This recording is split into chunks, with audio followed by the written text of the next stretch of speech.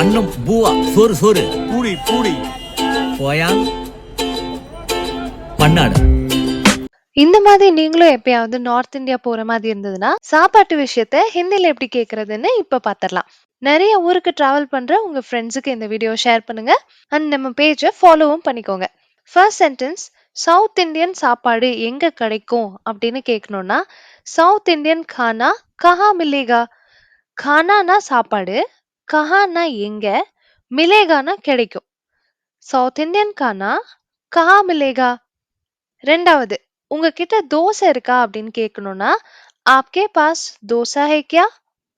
ஆப்கே pass உங்ககிட்ட, தோசா ஹே கியா தோசை இருக்கா. ஏக் plate idli தே தோ ஒரு பிளேட் இட்லி கொடுங்க.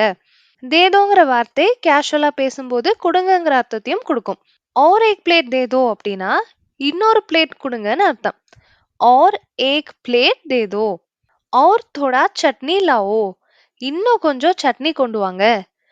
और थोड़ा இன்னும் கொஞ்சம் சட்னி लाओ சட்னி கொண்டு வாங்க. अलग अलग से पैक करो தனித்தனியா பேக் பண்ணுங்க. अलग अलग से தனித்தனியா, पैक करो